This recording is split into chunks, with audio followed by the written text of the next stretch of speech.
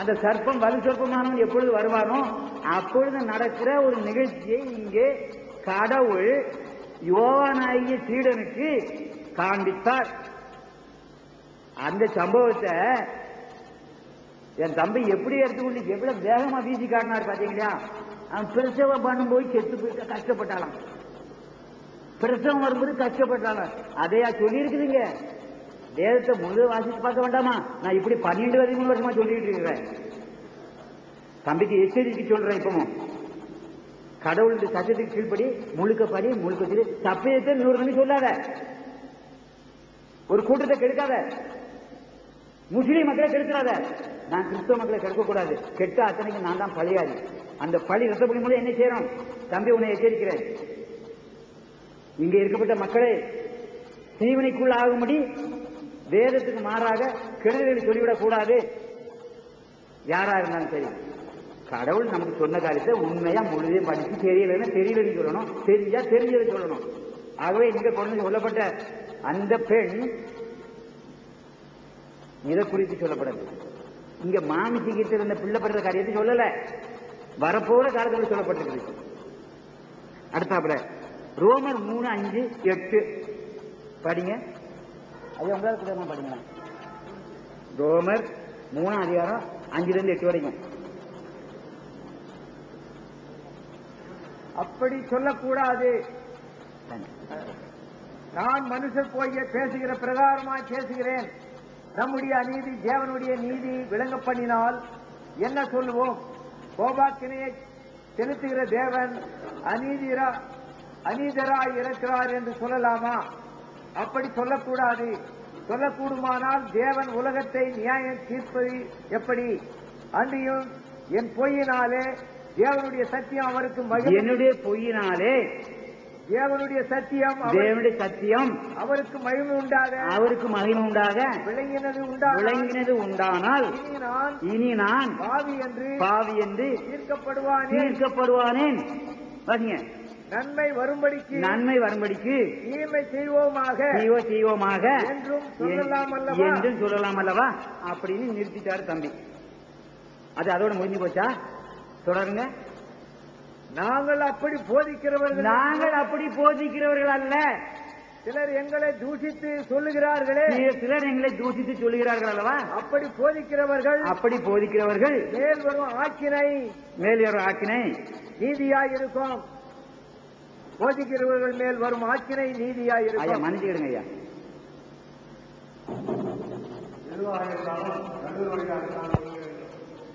பெரியவர்களே, இதனை கடைபிடிக்க வேண்டுமாக கேட்டுக்கொள்கிறேன். நடுவர் வழியாகத்தான் நிதானம் கொடுக்க வேண்டும். 3:5-8 ரோமர் 3:5-8 அவங்க முழுதையும் வாசிக்கல. ஏதோ அந்த சொன்ன அந்த கடவுளுடைய மனிதன் தான் பொய் செய்து கடவுளை பற்றி சொல்லி அந்த பொய்னால கடவுளை மகிமைப்படுத்தினதாகவும் அவங்க சொல்லி உங்களுக்கு விளக்கிட்டாங்க. உண்மை என்ன?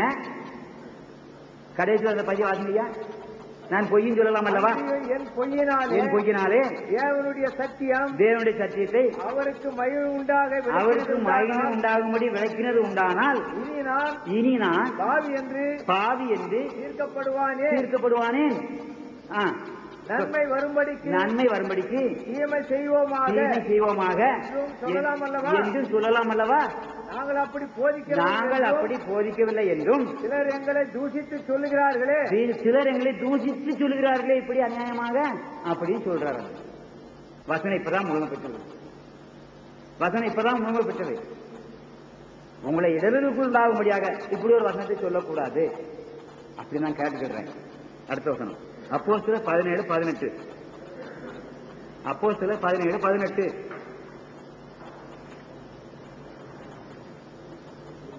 17ஆம் அதிகாரம் 18ஆம் வசனம்.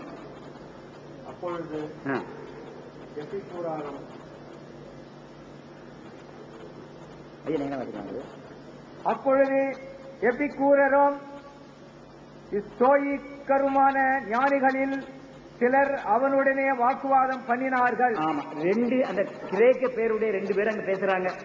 அந்த பேர் நமக்கு வாயில வரணும்னு பத்திலாம் நான் அப்படி சொல்றேன். கிரேக்கர்களுடைய பேர் அது. அந்த 2 பேரு அவங்க அந்த ஊர்ல உள்ளவங்க இப்படி பேசினாங்களாம். எப்படி? அவனுடனே வாக்குவாதம் பண்ணினார்கள். அவனுடனே, அதாவது கடவுளை குறித்து சொன்ன ஒரு மனிதனுடனே அந்த மனிதனுடைய வாக்குவாதம் பண்றாங்க. எப்படி பண்றாங்க? இந்த வாயாடி என்ன பேச போகிறான், வாயாடி என்ன சொல்ல போகிறான்னு கேட்பான் வாப்பா அப்படின்னு கூப்பிடான் ஒருத்தன்.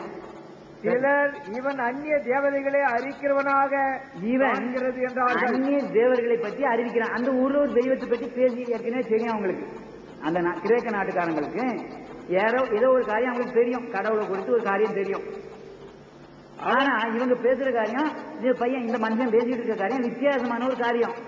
இவன் என்னமோ அந்நிய தேவர்களை பற்றி பேசுறான்னு கேட்ப மாட்டான்னு ஒரு ஃப்ரெண்ட்ஸ் கூப்பிடுறாங்க. அவன் இயேசுவையும்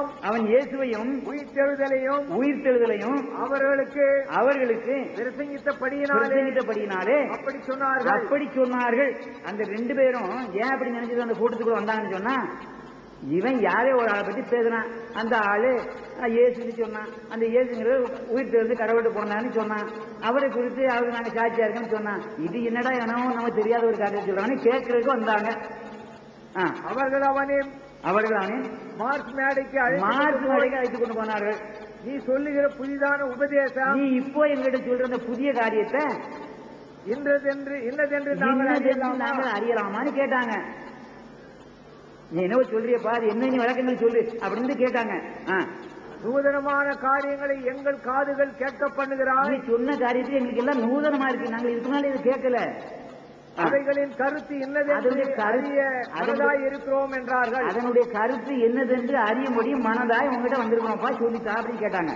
அந்த அத்தேனே பட்டணத்தார் எல்லாரும் அங்கே தங்குகிற அந்நியரும் நவமான காரியங்களை சொல்லுகிறதிலும் அவங்க பெரிய ஆசை. என்னன்னு சொன்னா அவங்க புதுசா எதையாவது ஆராயணும், அறியணும், புதிய காரியங்களை தெரிஞ்சுக்கணும் சொல்லி அந்த ஊருக்காரங்களோட பழக்க வழக்கம் என்னன்னா, யாராவது அடுத்த நாட்டுக்காரங்க வந்தாலும் யாரும் வந்தாலும் என்ன சொல்றீங்கப்பான்னு கேட்கறதுக்கு இவங்க செவி கொடுப்பாங்க. புதிய காரியம் அது என்ன இருக்குது, அது என்ன புதிய தத்துவம் இருக்குது, இவன் என்னத்தை பற்றி சொல்றான் அப்படின்னு ஆராய்ச்சியாளர்கள் அங்க இருந்தாங்க. சொல்லுங்க. அப்பொழுது பவுல் மேடையின் நடுவில் நின்று, அத்தேனரே எந்த விஷயத்திலும் நீங்கள் மிகுந்த தேவ பக்தி உள்ளவர்கள் என்று காண்கிறேன். எப்படி என்றால் நான் இங்கே சுற்றித் திரிந்து உங்கள் ஆராதனைக்குரியவர்களை கவனித்து பார்த்த பொழுது, உங்களுடைய ஆராதனை விவரங்களை கவனித்து பார்த்த போது, அறியப்படாத அந்த தேவனுக்கு என்று எழுதியிருக்கிற என்று ஒரு வார்த்தை அங்கே காணப்பட்டது. பலிபீடத்தை அந்த பலிபீடத்தில் எழுதியிருந்தது. அவங்க அறியாம ஒரு கடவுளை குறித்து நினைத்துக் கொண்டிருந்தார்கள். நீங்கள் அறியாமல் ஆராதிக்கிற அவரையே போதும் நான் உங்களுக்கு அறிவிக்கிறேன். நீங்கள் அறியாமல் ஆராய்த்துக் கொண்டிருக்கிறீர்களே, உங்களுக்கு விளக்கம் இல்லாமலே ஒன்றும் தெரியாமலே அந்த அறியப்படாத கடவுளை குறித்து அறிந்து கொள்ளும்படியாக அவரை குறித்து ஆராதிக்கிறீர்களே, அதை குறித்து தான் உங்களுக்கு பேச வந்திருக்கிறேன் அவன் சொன்னான். இப்படித்தான் நேற்று சொன்னாங்களா? பைபிள் இருந்து வசனம் எடுத்து காட்டினாங்க. முக்கா கணக்கு தாண்டினாங்க, 3 முண்டானி 1/2 விஷயம் 3/4 விஷயம் கூட தாண்டினாங்க. உண்மையாக முழுத்தையும் வாசித்தாங்களா, முழுதையும் சொன்னாங்களா, விளக்குனாங்களா? சரி, என்னை மனுஷங்க கலந்து போறோம். இயேசு ஞானஸ்நானத்தை குறித்து சொன்னாங்க. குர்ஆன் 3:5, மத்தேயு 3 அதிகாரம் 5 அதிகாரம் 11 வசனம் 12 வசனம். இயேசு ஞானஸ்நானத்தை குறித்து மத்தேயு 3 அதிகாரம் 5 வசனம் 11 வசனம் வரைக்கும் வாசிங்க. 5 அதிகாரம். ஆமா. அப்பொழுது எருசலேம் நகரத்தாரும் யூதேயா தேசத்தார் அனைவரும் யோர்தானுக்கு அடுத்த சுற்றுப்புறத்தார் யாவரும் அவனிடத்திற்கு போய், அந்த எஸ்ரேல் பட்டணம் யோர்தான், அந்த சுற்றி வட்டாரத்தில் உள்ள எல்லாரும் யோர்தானுக்கு அந்த அவங்க சொன்னாங்களே அந்த யோவான் ஸ்நானத்துல வந்தாங்க. ஏங்கியாங்கிறவர் தங்கள் பாவங்களை அறிக்கையிட்டு அவர்கள் தங்கள் பாவங்களை யோர்தான் நதியில் அவனால் ஞானஸ்நானம் பெற்றார்கள். யோவான் ஸ்நானகனிடம், அந்த யாகியா என்கிற அந்த தேவனுடைய புருஷனிடம், தேவனுடைய மகனிடம், தேவனுடைய பிள்ளையிடம், அவருடைய தீர்க்கதரிசியிடம் வந்து அறிக்கை செய்தாங்க. என்னத்த? தங்களுடைய பாவங்களை அறிக்கை செய்தார்கள்.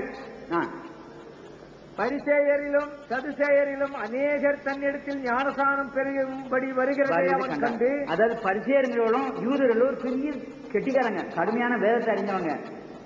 சதுசேயர்களும் அதை விட பெரிய கெட்டிக்காரங்க. ஒருவனுக்கு ஒருவன் விட்டு கொடுக்காத ரெண்டு குரூப் அங்க இருந்தாங்க. ரெண்டு குரூப்பாருமே வந்து இந்த யோவான் ஸ்நானத்துக்கு கீழே முழங்காடிட்டு ஜெபம் பண்ணி, எனக்கு என் பாவரிக்க போய் வந்து பாவரிக்க தன்னை செய்த பாவத்தை அறிக்கையிட்டு அந்த யோர்தான் நதியில போய் ஞானம் எடுத்தாங்க. விரியன் பாம்பு குட்டிகளே, அவங்கள பார்த்து அவன் கேட்டான்,